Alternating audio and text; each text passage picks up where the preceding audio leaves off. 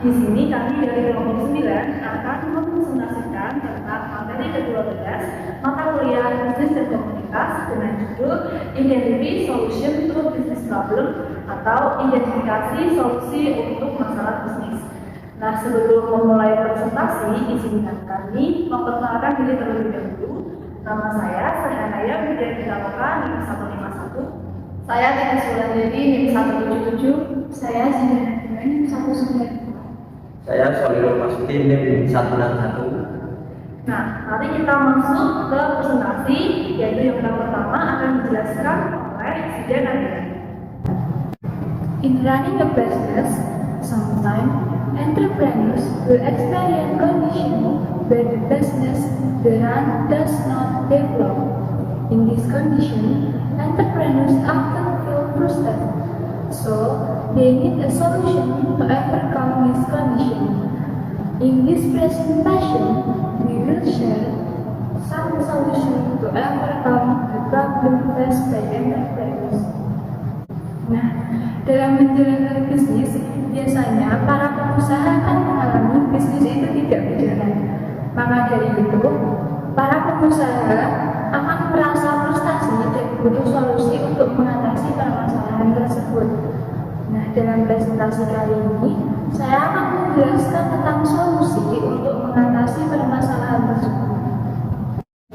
Dan evaluasi atau evaluasi. Term means the possible of being exposed to problem. Business actor must often evaluate the business. Yang pertama, ada evaluasi. Evaluasi itu untuk meminimalisir kemungkinan terkena masalah pada usahanya tersebut.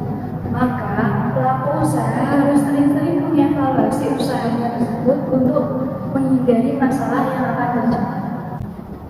Evaluasi is a checking activity in various sectors in the business, such as evaluation of marketing strategies, evaluation of financial management, and various active evaluation that can support the business to run even better. Without evaluation, business actor will find it difficult to identify problems that might be happening to their business. Evaluasi itu apa sih? Evaluasi itu merupakan kegiatan pengecekan di berbagai sektor dalam bisnis seperti evaluasi strategi pemasaran, evaluasi pengolahan keuangan, dan evaluasi di dalam sektor lainnya yang mendukung untuk perusahaan tersebut berjalan menjadi lebih baik lagi. Tanpa melakukan evaluasi, maka pelaku usaha akan kesulitan mengidentifikasi masalah yang terjadi pada usahanya tersebut. Oke, yang selanjutnya saya akan menjelaskan solusi yang kedua, spesial strategis atau strategi khusus. What is meant by a special strategy here is a strategy that has been prepared if business people have found series of possible problems in their business. Yang dimaksud dengan strategi khusus adalah strategi yang telah disiapkan oleh para pelaku bisnis yang telah menemukan tanda-tanda masalah dalam bisnisnya. For example, a business has experienced a very sharp decline in sales figures over the past month. Well, business owners still have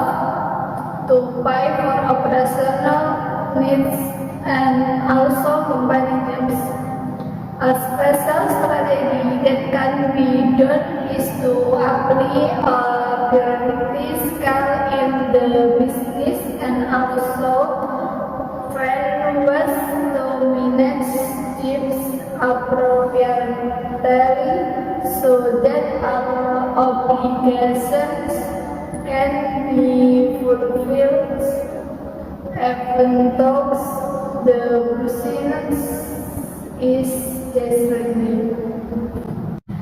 Jadi sebagai contoh, sebuah bisnis telah mengalami penurunan angka penjualan yang sangat tajam selama sebulan terakhir. Sementara pemilik bisnis masih harus membayar kebutuhan operasional dan juga hutang perusahaan. Nah, strategi yang dapat dilakukan adalah dengan menerapkan skala prioritas dalam bisnis dan juga menemukan cara untuk mengelola hutang dengan tepat sehingga kewajiban tetap dapat dipenuhi meskipun bisnis sedang menurun. Solusi yang ketiga, capital reserve atau cadangan modal. Every business must have business challenge. Therefore, an entrepreneur must have capital reserve. Setiap bisnis pasti memiliki tantangan bisnis. Oleh karena itu, seorang wirausahawan harus mempunyai cadangan modal. Just in case one day a business vendor requires additional capital to support operational activity. If a business people do not have capital reserve, then operational activities can be stopped. This will be very detrimental and will even bring new problems. Untuk berjaga-jaga jika suatu saat usaha membutuhkan tambahan modal untuk menunjang kegiatan operasional. Jika pelaku usaha tidak memiliki cadangan modal, maka kegiatan operasional dapat dihentikan. Hal ini akan sangat merugikan, bahkan akan membawa masalah baru. Selanjutnya yaitu adalah solusi keempat, make business plan atau membuat rencana bisnis. The definition of a business plan is a written statement that contains the goal and objective to be achieved from a business, include short, medium, and long-term target. How business people can achieve this goal, including solution to obstacles that aristotle and other. Nah, jadi pengertian rencana bisnis adalah pernyataan tertulis yang berisi tujuan dan sasaran yang ingin dicapai dari suatu bisnis. Ini termasuk seperti target jangka pendek, jangka menengah, serta jangka panjang. Dan untuk menunjukkan atau memberitahu bagaimana pelaku bisnis itu dapat mencapai tujuan tersebut, termasuk solusi atau hambatan yang akan muncul di kemudian hari dan sebagainya. Benefit of a business plan.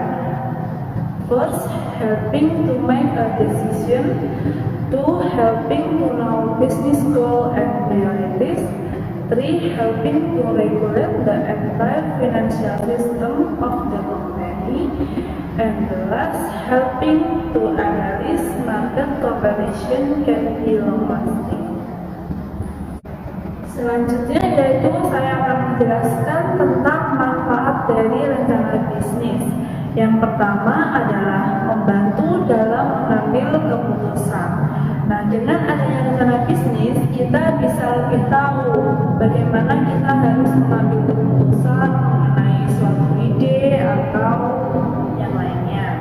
Kemudian yang kedua adalah untuk membantu mengetahui tujuan dan prioritas bisnis.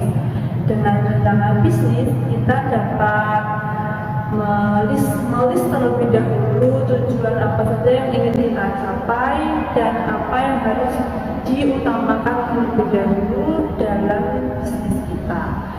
Yang ketiga adalah membantu mengatur keseluruhan sistem keuangan perusahaan. Dengan membuat rencana bisnis, kita akan mendaftarkan atau menulis terlebih dahulu keuangan apa yang akan kita keluarkan untuk bisnis kita, seperti keuangan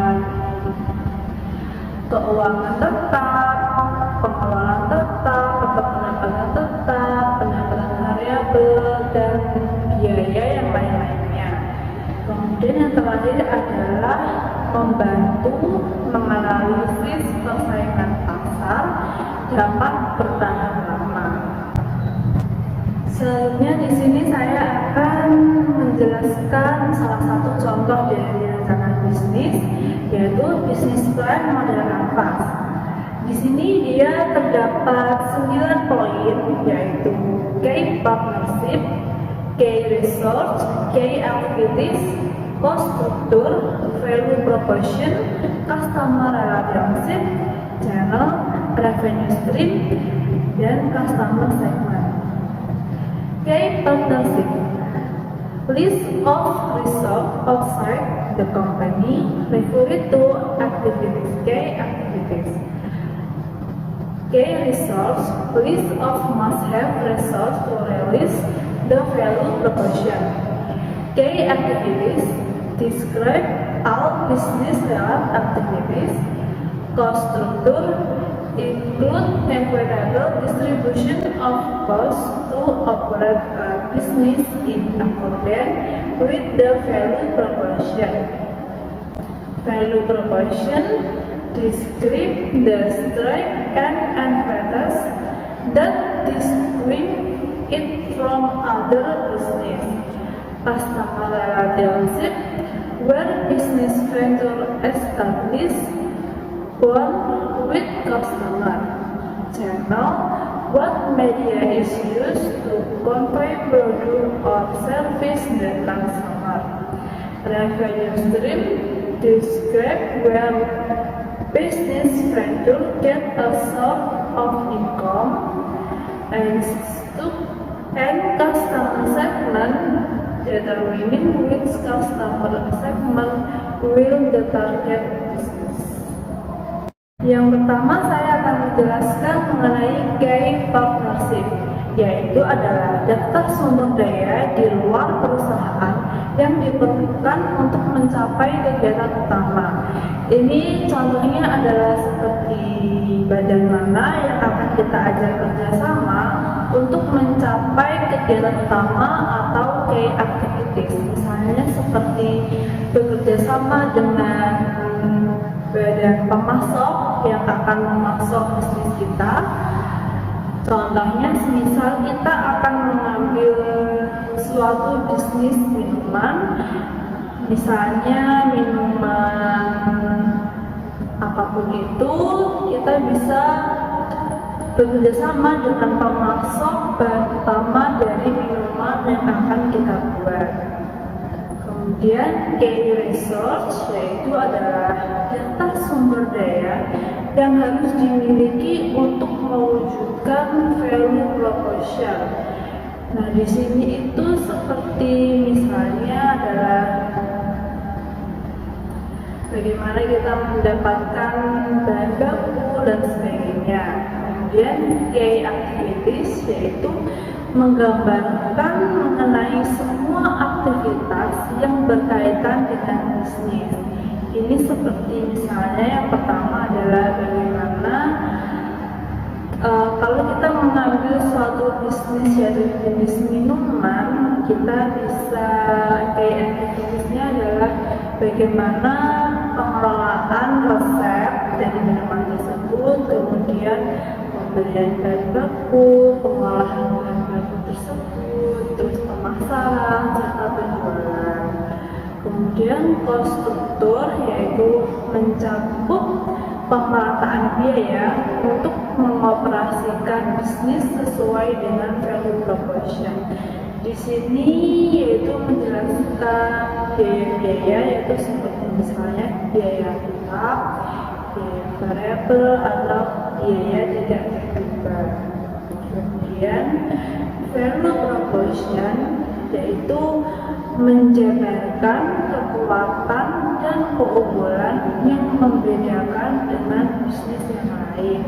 Misalnya kita menggunakan suatu jenis minuman tadi, yaitu apa keunggulan dari minuman tersebut. Misalnya adalah ketika minuman tersebut dibuat dari bahan yang alami dan bahan-bahan yang sehat, itu bisa menjadi salah satu keunggulan dari bisnis kita. Kemudian bisa juga dari segi pemasaran, misalnya kita memberikan pelayanan atau pembuatan minuman tersebut itu di depan pelanggan, sehingga itu memberikan kesan bagaimana kita membuat minuman tersebut itu secara baik, secara bersih dan secara higienis. Itu akan memberikan kepercayaan dan kekuatan untuk bisnis kita. Kemudian customer relationship yaitu di mana usaha bisnis menjalin ikatan dengan pelanggan. Ini yaitu bisa termasuk dari strategi bagaimana kita menjalin hubungan dengan pelanggan, yaitu misalnya kita bisa memberikan promo-promo di setiap hari jadi, atau memberikan misalnya membership. Kemudian channel yaitu media apa yang digunakan untuk menyampaikan produk atau jasa kepada konsumen. Misalnya kita bisa menggunakan media sosial dan sebagainya. Selanjutnya ada customer segment, yaitu menentukan segmen pelanggan mana yang akan menjadi target bisnis. Ini misalnya kita bisa menargetkan pelanggan itu berdasarkan usia, gender, atau hobi dan komunitas dan sebagainya.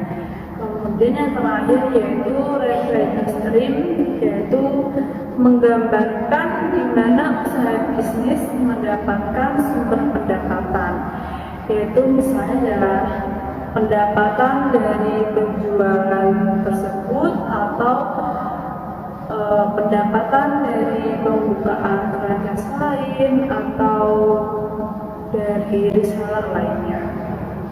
Saya akan menjelaskan studi kasus tentang problem solving commercial business.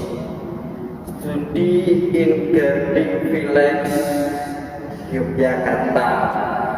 Researcher conducting community service in Gading Village, Senden, Bantul, Yogyakarta, by providing training technique, include material on problem solving in commercial business, so that target can gain an understanding of how to solve problem in online business, to can be developed to run business in accordance with the scale. Target group: the general public who have desire for entrepreneurship, individual or group of enter-level or ongoing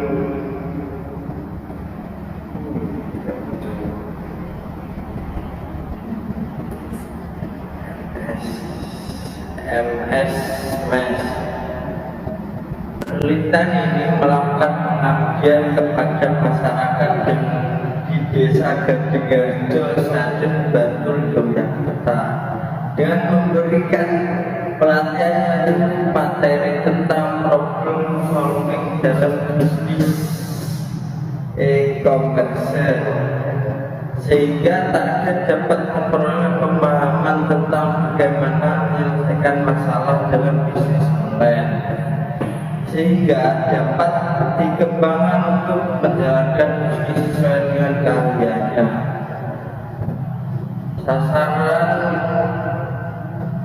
Kelompok sasaran 1. Masyarakat umum yang memiliki keinginan untuk berwirausaha. 2. Perorangan atau kelompok UMKM tingkat pemula atau sedang berjalan. The result of the personnel active several obstacles and solution in online business. Delayed delivery solution. The seller is better off stating the estimate delivery time in advance, as well the possible delay delivery to the buyer. Shipping damage solution. If a person were to be a product online, he shall learn how to ship the product. Rating who is better and can better the integrity of the product and offer the buyer the net for no product insurance. Product not as expected buyer solution. Promotional photo of product, especially fashion product, are better to use model promotion photo because they are more realistic than promotion photo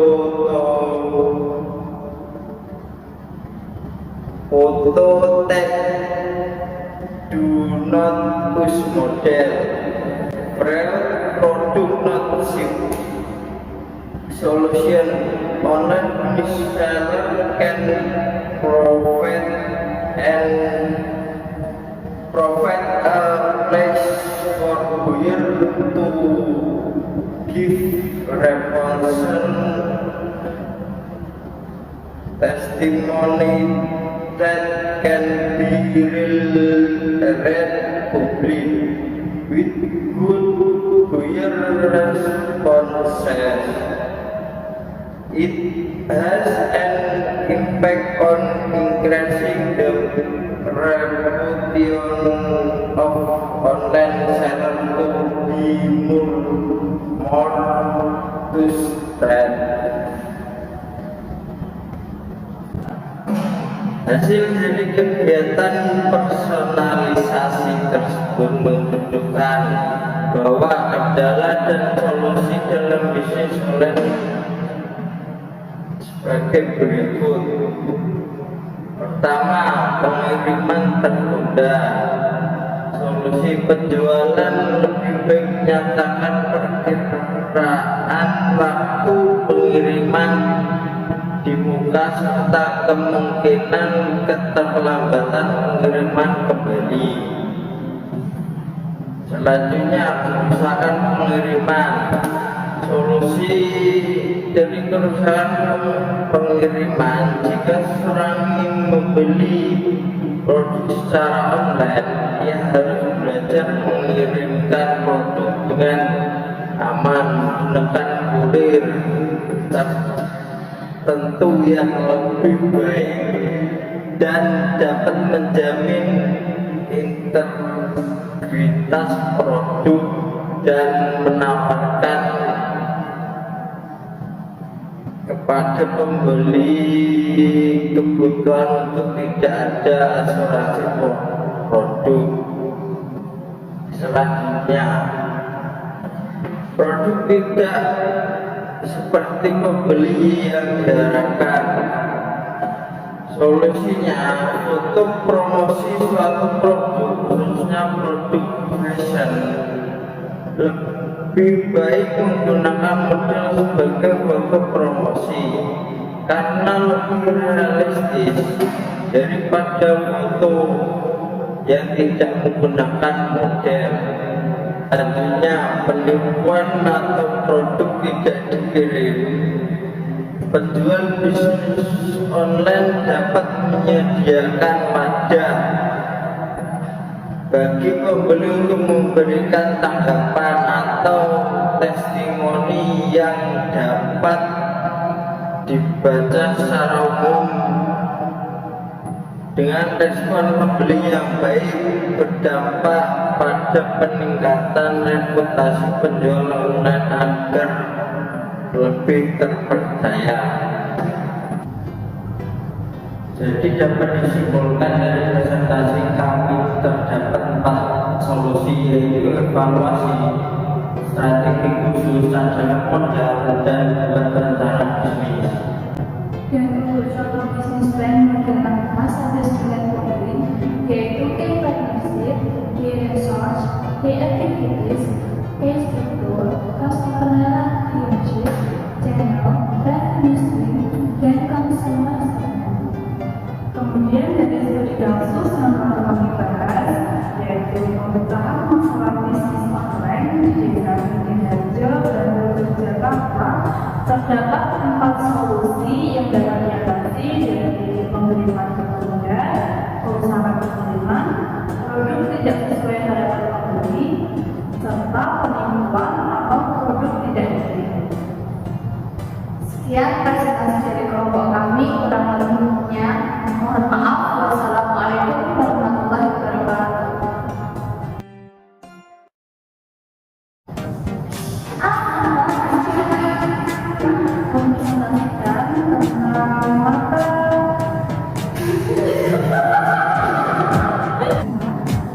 Saya Salim Mahmudi.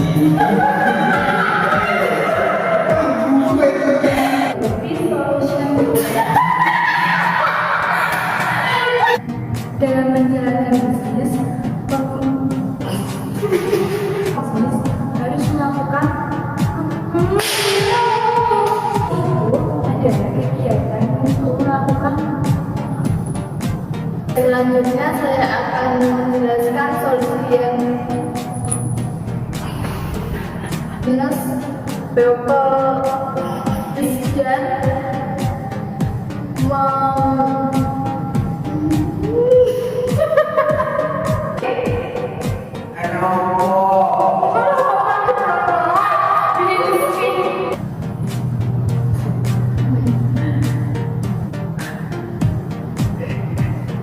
tentang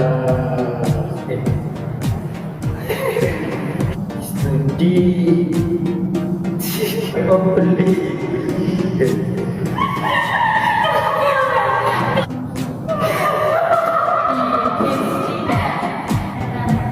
Sekian presentasi dari kelompok kami. Kalau ada kekurangan, sekian presentasi dari kelompok kami. Kalau ada kekurangan dari presentasi kami, tolong minta maaf.